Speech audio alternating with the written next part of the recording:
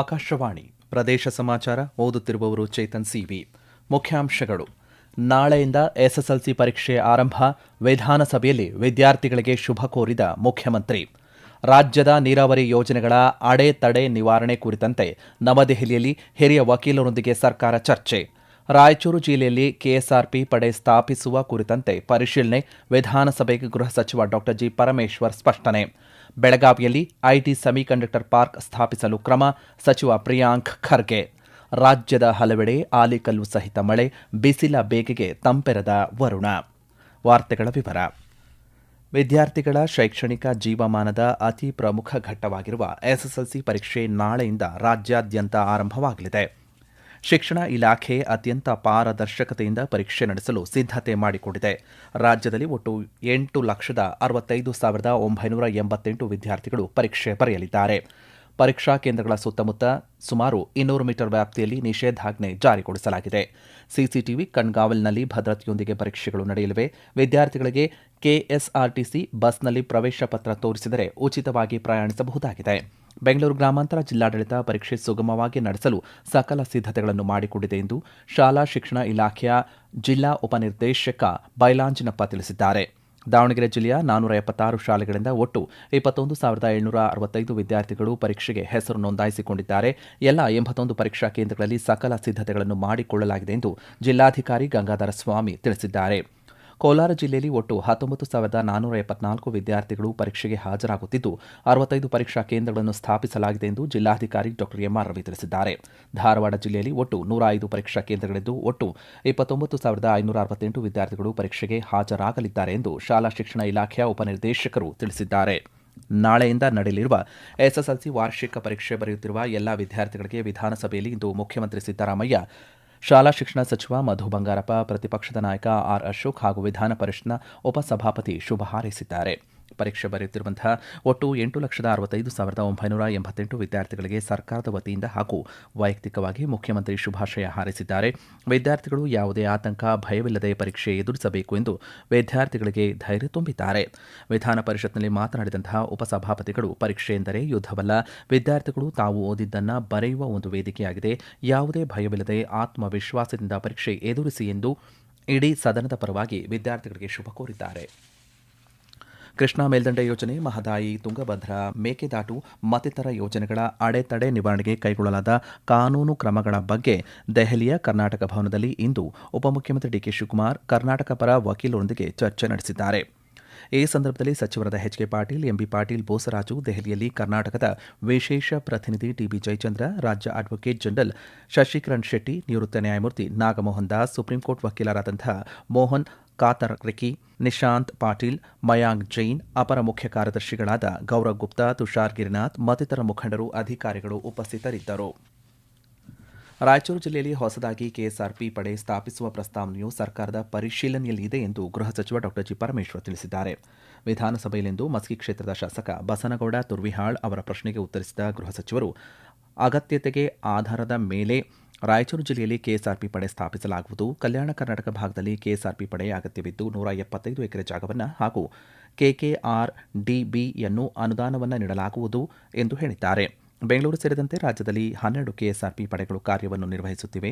ರಾಯಚೂರು ಭಾಗದಲ್ಲಿ ವಿಶ್ವ ಪ್ರಸಿದ್ಧ ಧಾರ್ಮಿಕ ಕ್ಷೇತ್ರಗಳು, ಅಣೆಕಟ್ಟೆಗಳು, ಗಡಿ ಭಾಗಗಳು ಇರುವುದರಿಂದ ಈ ಕುರಿತು ಪರಿಶೀಲಿಸಿ ಆರ್ಥಿಕ ಇಲಾಖೆಗೆ ಈಗಾಗಲೇ ಪ್ರಸ್ತಾವನೆ ಸಲ್ಲಿಸಲಾಗಿದೆ ಎಂದು ತಿಳಿಸಿದ್ದಾರೆ. ರಾಜ್ಯದಲ್ಲಿ 2ನೇ ರಾಜಧಾನಿ ಎಂದೇ ಘೋಷಿಸಿಕೊಂಡಿರುವಂತಹ ಹಾಗೂ ಗಡಿ ಜಿಲ್ಲೆಯಾದ ಬೆಳಗಾವಿಯಲ್ಲಿ ಐಟಿ ಪಾರ್ಕ್, ಸೆಮಿಕಂಡಕ್ಟರ್ ಪಾರ್ಕ್ಗಳನ್ನು ನಿರ್ಮಿಸಲಾಗುವುದು ಎಂದು ಮಾಹಿತಿ ತಂತ್ರಜ್ಞಾನ ಸಚಿವ ಪ್ರಿಯಾಂಕ್ ಖರ್ಗೆ ವಿಧಾನಸಭೆಯಲ್ಲಿ ತಿಳಿಸಿದ್ದಾರೆ. ಈ ಮೂಲಕ ನಿರುದ್ಯೋಗಿಗಳಿಗೆ ಉದ್ಯೋಗ ಕಲ್ಪಿಸುವ ಉದ್ದೇಶ ಸರ್ಕಾರಕ್ಕೆ ಇದೆ ಎಂದು ಹೇಳಿದ್ದಾರೆ. ವಿಧಾನಸಭೆಯ ಪ್ರಶ್ನೋತ್ತರ ಕಲಾಪದ ವೇಳೆಯಲ್ಲಿ ಸದಸ್ಯರಾದಂತಹ ಅಭಯ್ ಪಾಟೀಲ್, ಬೆಳಗಾವಿಯಲ್ಲಿ ಐಟಿ ಪಾರ್ಕ್ ಮತ್ತು ಸೆಮಿಕಂಡಕ್ಟರ್ ಪಾರ್ಕ್ಗಳನ್ನು ನಿರ್ಮಿಸಿ ಅಭಿವೃದ್ಧಿಪರ ರಾಜ್ಯವನ್ನಾಗಿ ಮಾಡಬೇಕು ಹಾಗೂ ವಿದ್ಯಾವಂತ ನಿರುದ್ಯೋಗಿಗಳಿಗೆ ಉದ್ಯೋಗ ಕಲ್ಪಿಸಬೇಕೆಂದು ಮನವಿ ಮಾಡಿದರು. ಇದಕ್ಕೆ ಉತ್ತರಿಸಿದಂತಹ ಸಚಿವರು, ಉದ್ದೇಶಿತ ಜಮೀನನ್ನು ರಾಜ್ಯ ಸರ್ಕಾರಕ್ಕೆ ಹಸ್ತಾಂತರಿಸುವ ಸಲುವಾಗಿ 2021ರಲ್ಲಿ ರಕ್ಷಣಾ ಇಲಾಖೆಗೆ ಪತ್ರ ಬರೆಯಲಾಗಿದೆ ಎಂದು ಸ್ಪಷ್ಟಪಡಿಸಿದ್ದಾರೆ. ಪ್ರದೇಶ ಸಮಾಚಾರ ಕೇಳುತ್ತಿದ್ದೀರಿ.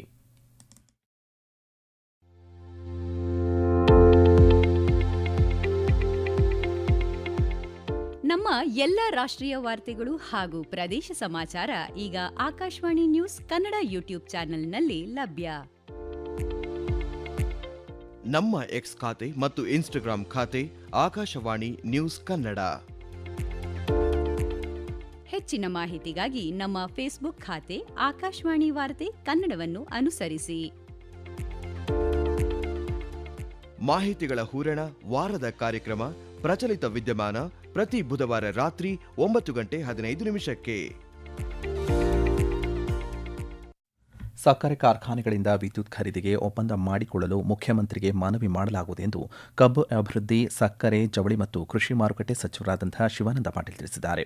ವಿಧಾನ ಪರಿಷತ್ನಲ್ಲಿ ಇಂದು ಸದಸ್ಯ ರವಿಕುಮಾರ್ ಹಾಗೂ ಇತರ ಸದಸ್ಯರು ನಿಯಮ 330 ಅಡಿಯಲ್ಲಿ ನೀಡಿದ್ದ ಸೂಚನೆಗೆ ಉತ್ತರಿಸಿದ ಸಚಿವರು, ಕೇಂದ್ರ ಸರ್ಕಾರ ಸಕ್ಕರೆಯ ಎಂಎಸ್ಪಿ ದರ ಹೆಚ್ಚಳ ಮಾಡಿದರೆ ಸಕ್ಕರೆ ಕಾರ್ಖಾನೆಗಳು ಹಾಗೂ ಕಬ್ಬು ಬೆಳೆಗಾರರ ಬಹುತೇಕ ಸಮಸ್ಯೆಗಳಿಗೆ ಪರಿಹಾರ ಸಿಗಲಿದೆ ಎಂದು ಹೇಳಿದ್ದಾರೆ. ಕೇಂದ್ರ ಸರ್ಕಾರ ಸಕ್ಕರೆ ರಫ್ತು ಮಾಡಲು ಅವಕಾಶವನ್ನು ನೀಡಬೇಕು, ಎಥನಾಲ್ ದರ ಪರಿಷ್ಕರಣೆ ಮತ್ತು ಉತ್ಪಾದನಾ ಪ್ರಮಾಣಕ್ಕೆ ಅನುಗುಣವಾಗಿ ದರ ಹಂಚಿಕೆ ಮಾಡಬೇಕು ಎಂದು ತಿಳಿಸಿದ್ದಾರೆ. ಬೇಸಿಗೆ ಆರಂಭವಾಗಿರುವ ಹಿನ್ನೆಲೆಯಲ್ಲಿ ರಾಜ್ಯದ ನಗರ ಮತ್ತು ಪಟ್ಟಣ ಪ್ರದೇಶಗಳಲ್ಲಿ ಕುಡಿಯುವ ನೀರು ಪೂರೈಕೆಗೆ ತಾತ್ಕಾಲಿಕ ವ್ಯವಸ್ಥೆಗಳನ್ನು ಮಾಡಲಾಗುತ್ತಿದೆ ಎಂದು ನಗರಾಭಿವೃದ್ಧಿ ಸಚಿವ ಭೈರತಿ ಸುರೇಶ್ ಮೇಲ್ಮನೆಯಲ್ಲಿಂದು ತಿಳಿಸಿದ್ದಾರೆ. ಪ್ರಶ್ನೋತ್ತರ ಕಲಾಪದಲ್ಲಿ ಸದಸ್ಯ ಶರಣಗೌಡ ಬಯ್ಯಾಪುರ ಅವರ ಪ್ರಶ್ನೆಗೆ ಉತ್ತರಿಸಿದ ಸಚಿವರು, ರಾಯಚೂರು ಜಿಲ್ಲೆಯ ಮುದಗಲ್ ಪಟ್ಟಣದಲ್ಲಿ ಕುಡಿಯುವ ನೀರಿನ ಪೂರೈಕೆ ಯೋಜನೆಯ ಬಾಕಿ ಇರುವ ಕಾಮಗಾರಿಗಳಿಗೆ ಇನ್ನೂ 35.45 ಕೋಟಿ ರೂಪಾಯಿಗಳ ಅಗತ್ಯವಿದೆ ಎಂದು ತಿಳಿಸಿದ್ದಾರೆ. 2023ರಿಂದ ಈವರೆಗೆ ಕುಡಿಯುವ ನೀರು ಮತ್ತು ಒಳಚರಂಡಿ ಯೋಜನೆಗಳಿಗೆಂದು ಸುಮಾರು 25,000 ಕೋಟಿ ರೂಪಾಯಿಗಳನ್ನು ವೆಚ್ಚ ಮಾಡಲಾಗಿದೆ. ಬಹುತೇಕ ನಗರ ಪ್ರದೇಶಗಳಲ್ಲಿ ಕಾಮಗಾರಿಗಳು ವಿವಿಧ ಹಂತಗಳಲ್ಲಿವೆ ಎಂದು ಸಚಿವರು ಸದನಕ್ಕೆ ಗಮನಕ್ಕೆ ತಂದರು. ಬೇಸಿಗೆ ಆರಂಭವಾಗಿರುವ ಹಿನ್ನೆಲೆಯಲ್ಲಿ ಕುಡಿಯುವ ನೀರು ಪೂರೈಕೆಗೆ ಟ್ಯಾಂಕರ್ಗಳು, ಖಾಸಗಿ ಬೋರ್ವೆಲ್ಗಳು ಸೇರಿದಂತೆ ಇನ್ನಿತರ ಜಲಮೂಲಗಳಿಂದ ತಾತ್ಕಾಲಿಕವಾಗಿ ವ್ಯವಸ್ಥೆ ಮಾಡಲಾಗುತ್ತಿದೆ ಎಂದು ಅವರು ಹೇಳಿದ್ದಾರೆ.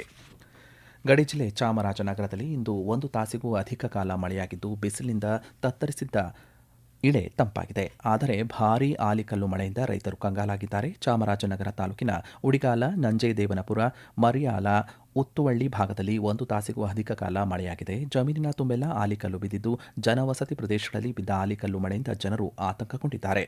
ಬೆಳಗಾವಿಯಲ್ಲಿಯೂ ಇಂದು ಸುರಿದ ಆಲಿಕಲ್ಲು ಸಹಿತ ಮಳೆಯಿಂದಾಗಿ ಜನಜೀವನ ಅಸ್ತವ್ಯಸ್ತಗೊಂಡಿದ್ದು ಬೆಂಗಳೂರಿನಲ್ಲಿ ಹಲವೆಡೆ ತುಂತುರು ಮಳೆಯಾಗಿದೆ. ರಾಜ್ಯದಲ್ಲಿ ಇರುವುದು ಅಭಿವೃದ್ಧಿ ಶೂನ್ಯ ಕಾಂಗ್ರೆಸ್ ಸರ್ಕಾರ ಎಂದು ಪ್ರತಿಪಕ್ಷ ನಾಯಕ ಆರ್ ಅಶೋಕ್ ಆರೋಪಿಸಿದ್ದಾರೆ. ಕೇಂದ್ರ ಸರ್ಕಾರ ನೀಡಿದ ಅನುದಾನವನ್ನು ಸಕಾಲಕ್ಕೆ ಬಳಸಲಾಗದೆ ಮರಳಿ ಕಳುಹಿಸಲಾಗುತ್ತಿದೆ ಎಂದು ದೂರಿದ್ದಾರೆ. ಸಿಟೀಸ್ 2.0 ಯೋಜನೆಯಡಿ ನಗರಗಳ ಅಭಿವೃದ್ಧಿಗಾಗಿ ಕೇಂದ್ರ ಸರ್ಕಾರ ಬಿಡುಗಡೆ ಮಾಡಿದ್ದ ಮೊದಲ ಕಂತಿನ ಹಣವನ್ನು ಬಳಸುವಲ್ಲಿ ರಾಜ್ಯ ಸರ್ಕಾರ ವಿಫಲವಾಗಿದೆ. ರಾಜ್ಯದಲ್ಲಿ ಕಾಂಗ್ರೆಸ್ ಸರ್ಕಾರ ತೊಲಗುವವರೆಗೂ ಕರ್ನಾಟಕದ ಪ್ರಗತಿ ಸಾಧ್ಯವೇ ಇಲ್ಲ ಎಂದು ಅವರು ಅಭಿಪ್ರಾಯಪಟ್ಟಿದ್ದಾರೆ. ಚಾಮರಾಜನಗರ ಜಿಲ್ಲೆಯ ಗುಂಡ್ಲುಪೇಟೆ ತಾಲೂಕಿನ ಪಡಗೂರು ಗ್ರಾಮದಲ್ಲಿ ವಿದ್ಯುತ್ ಪ್ರವಹಿಸಿ ಹುಲಿಯೊಂದು ಸಾವನ್ನಪ್ಪಿದೆ. ಸ್ಥಳಕ್ಕೆ ಬಂಡೀಪುರ ಹುಲಿ ಸಂರಕ್ಷಿತ ಪ್ರದೇಶದ ನಿರ್ದೇಶಕ ಪ್ರಭಾಕರನ್, ಸೆಸ್ಕ್ ಅಧಿಕಾರಿಗಳು ಮತ್ತು ಪೊಲೀಸ್ ಠಾಣೆ ಸಿಬ್ಬಂದಿ ಭೇಟಿ ನೀಡಿ ಪರಿಶೀಲನೆ ನಡೆಸಿದ್ದಾರೆ.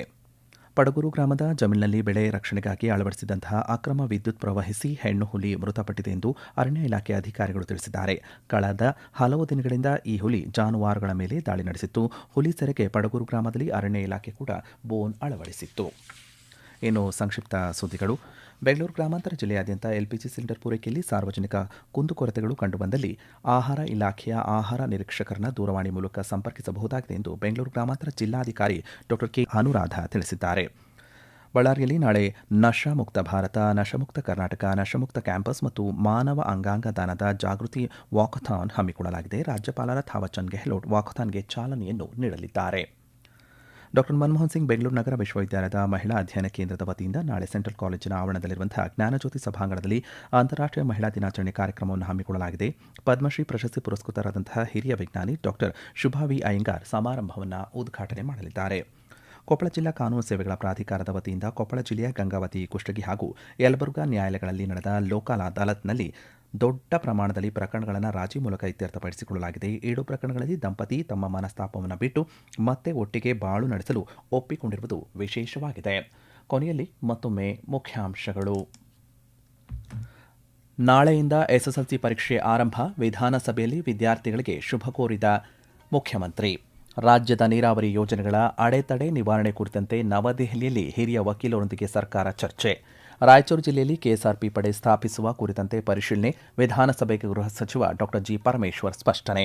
ಬೆಳಗಾವಿಯಲ್ಲಿ ಐಟಿ ಸೆಮಿಕಂಡಕ್ಟರ್ ಪಾರ್ಕ್ ಸ್ಥಾಪಿಸಲು ಕ್ರಮ, ಸಚಿವ ಪ್ರಿಯಾಂಕ್ ಖರ್ಗೆ. ರಾಜ್ಯದ ಹಲವೆಡೆ ಆಲಿಕಲ್ಲು ಸಹಿತ ಮಳೆ, ಬಿಸಿಲ ಬೇಗೆಗೆ ತಂಪೆರೆದ ವರುಣ. ಇಲ್ಲಿಗೆ ಪ್ರದೇಶ ಸಮಾಚಾರ ಮುಕ್ತಾಯವಾಯಿತು. ನಮ್ಮ ಮುಂದಿನ ವಾರ್ತಾ ಪ್ರಸಾರ 7:35 ನಿಮಿಷಕ್ಕೆ.